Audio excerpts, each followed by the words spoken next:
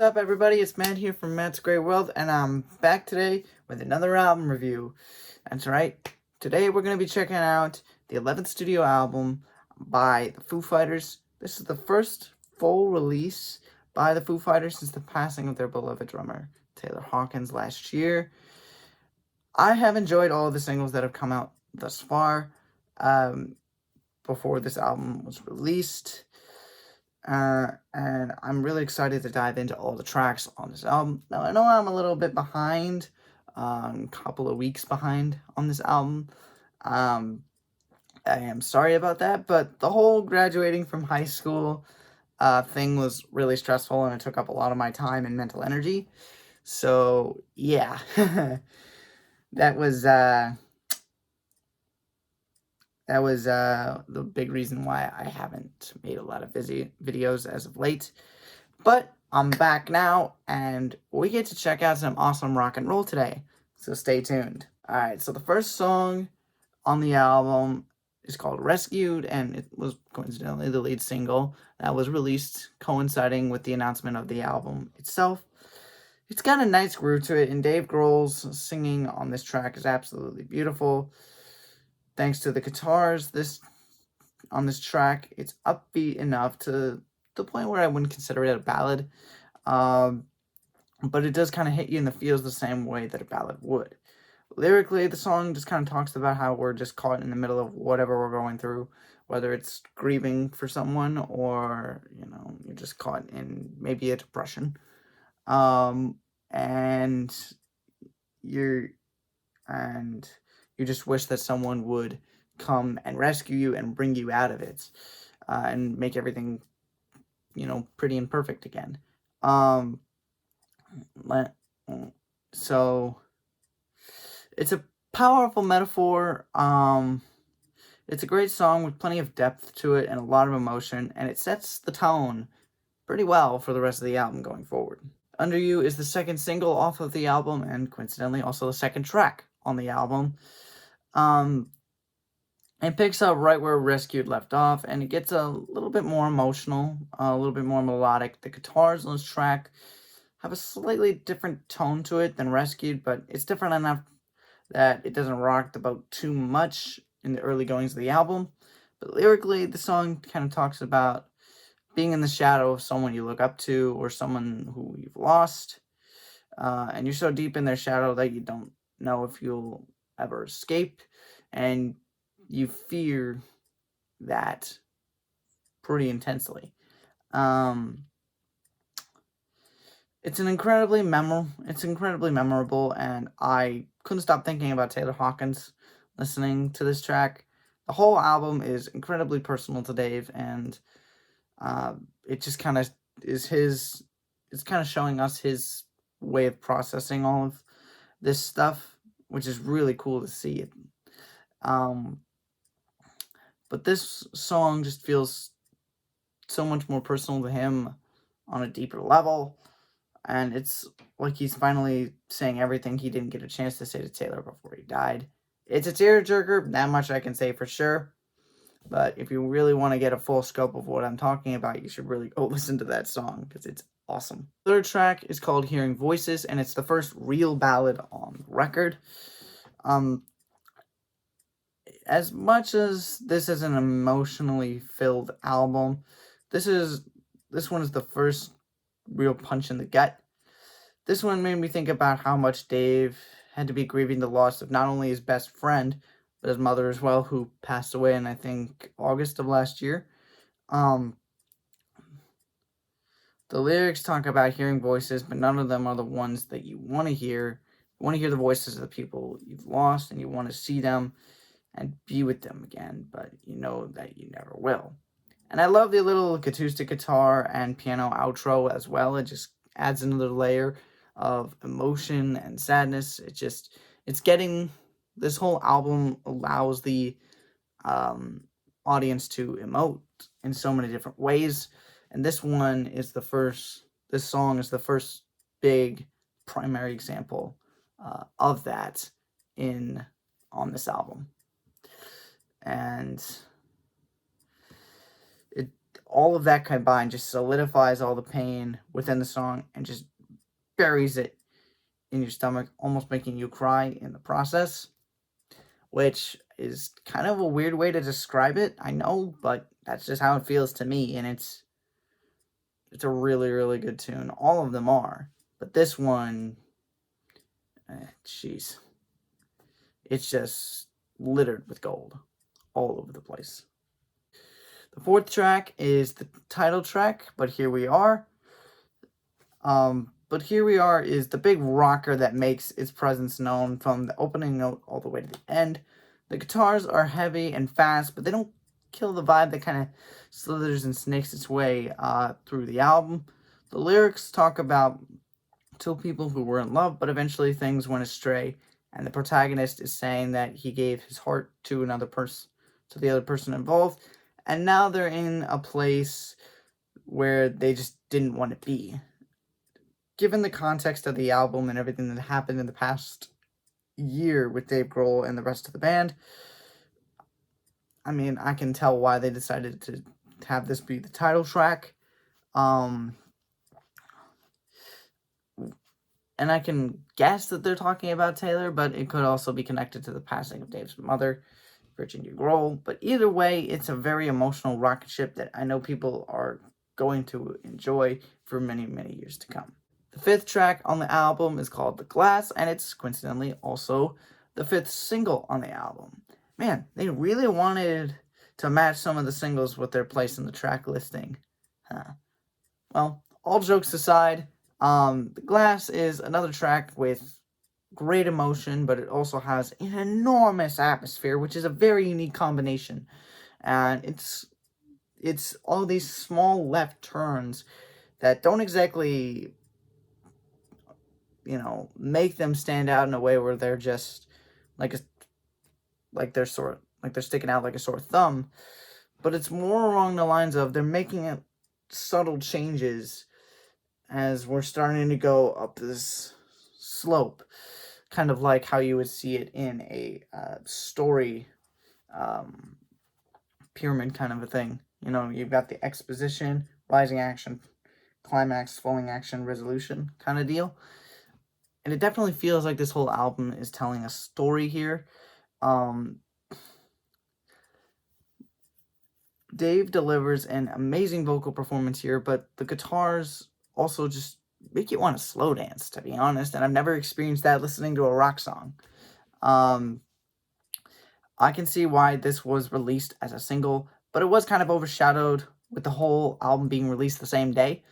But the lyrics talk about knowing that the person you've lost is somewhere you can't follow, and like the underside of a glass door that can't be unlocked. You see the reflection, but you see bits and pieces of yourself as well. You see the person you've become because of the people you know and the people that you've lost. Which I think is a really cool metaphor. Again, there are so many interesting metaphors littered throughout this entire album that I can't... Oh my god. I could do a whole video just talking about each of the individual metaphors within each song, and that video would easily be an hour long. And it's just so cool to see the depth within this album. And you don't see a ton of depth lyrically in a ton of albums nowadays. Some of them are just kind of cookie cutter and straightforward, but this one has depth, it has emotion, it's telling a story, which honestly I love. And by this point, I'm already hooked on the entire album, and I haven't even finished it yet. The sixth track on the album is called Nothing at All, and this is quite an over-the-top song with soaring guitars and really gritty vocals from Dave Grohl. And in the beginning, it almost sounded like a jazz song. It definitely had that kind of a feel to it, but it quickly morphed into this catchy rock anthem. The lyrics kind of talk about this epiphany that happens when you realize that it's time to get off your butt and start putting the pieces back together regardless of how things are going to turn out. It's a hell of a banger. Not much else needs to be said. It's a really, really good rock song, and yeah, people are gonna start getting up and putting up devil horns when they start hearing this one live. At least, I hope they play this live. The 7th track on the album is called Show Me How, and it's also the 4th single that was released prior to the album's release. And it's probably the slowest and most melodic song on the entire record. I like that they kind of placed it here because it's coming out of nothing at all, which is, like I said, very big, very atmospheric, very loud. And this one kind of tones it back down again, which I think was really, really, really nice. They kind of slowed things down at the right time and allowed the emotion to kind of set in, whether that emotion is sadness or it's, excitement and rejuvenation and all these other things. It's still kind of telling that same narrative, and it's keeping with that same theme of reflection and healing. But here the protagonist is just kind of asking for guidance on how to put the pieces back together, which in nothing at all, like I just mentioned, the protagonist is kind of asking, it's time for me to put this all back together. But here in Show Me How, the protagonist is asking, how do I put the pieces back together? And it's a really special song because Dave Grohl's daughter, Violet, is singing the backing vocals, which you can actually hear her, which you don't really get a lot with backing vocals. You might hear them in the chorus sometimes, or you might hear them in, another really big anthemic part of it, like the bridge, perhaps. But you don't really hear those backing vocals very much. But it was really cool to actually hear her. And she even got her own solo moment at the end of the song in the outro, which was really special. And when I did a reaction to this song, there were some comments that kind of there were some viewers who commented saying that this song was more closely tied to the passing of Dave Grohl's mom. So it was just really kind of wholesome to see, kind of this family dynamic enter the fray here on the record. So yeah, it's just, and I'm a sucker for that. So that I got a kick out of this song. I loved it. I really, really did. So yeah, it's a great track, and it's one that I think fans are really going to enjoy at a live concert. The 8th track on the album is called Beyond Me. This one is kind of a nice mix between a ballad and an all-out rock tune. It's got this psychedelic vibe to it. It's mellow and laid back while still having some of these intense moments in the chorus. The lyrics kind of touch on the fact that some answers to our questions are just beyond our reach, and we have to let go of the things we love, because they quite honestly just won't last forever. It's another heartbreaking tune, but it seems as though we're almost at the end of the road when it comes to the pain and the sadness felt on at some point in our lives, regardless of why we're feeling it. And to be completely honest, I think this is where we're starting to get to the climax of the record, this big moment, which, if you want a big song, the next one is certainly a big song, and I'll tell you why right now. The 9th track on the record is called The Teacher, and it's the longest song on the album, clocking in at 10 minutes, 4 seconds long.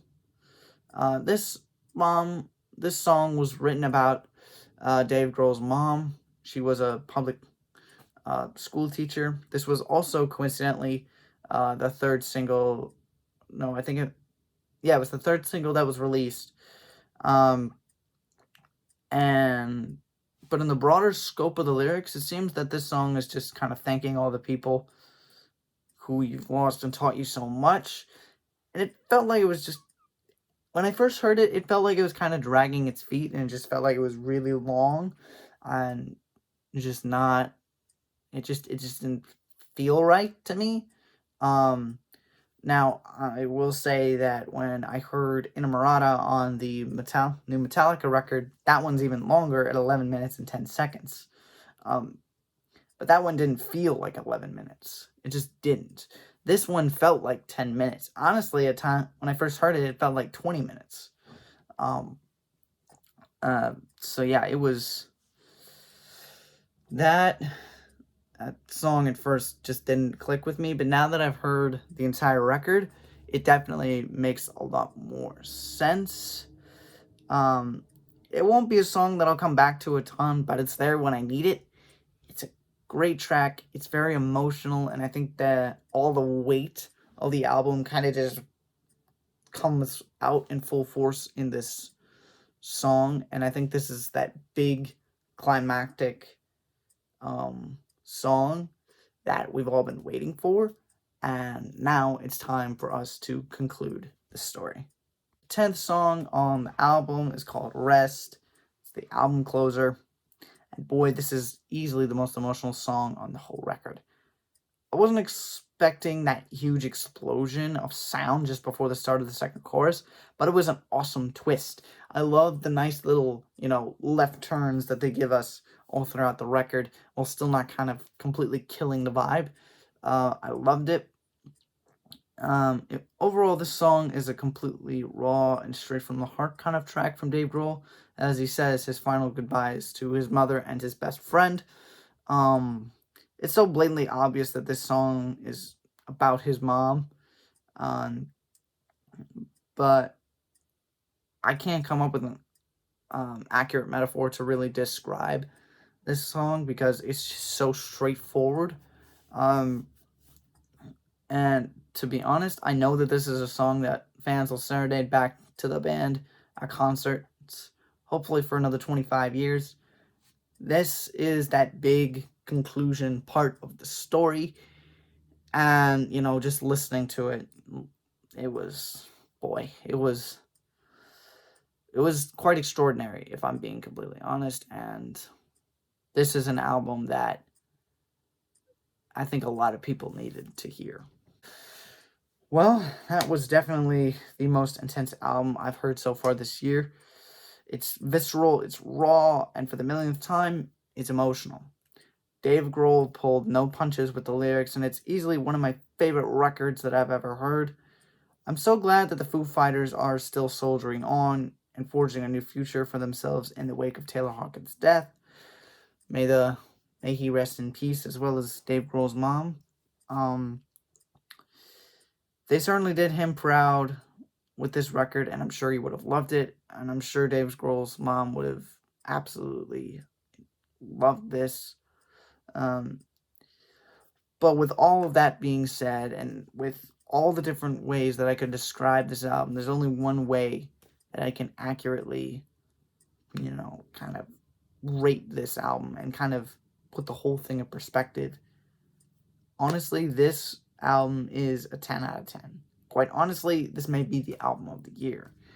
And I know that's a little premature to say, but I do believe that this could be the album of the year, not just on my list, but many other people's lists going forward. There's not a lot of flaws. There's quite a few left turns, but it's still had a lot of weight to it and a lot of emotion.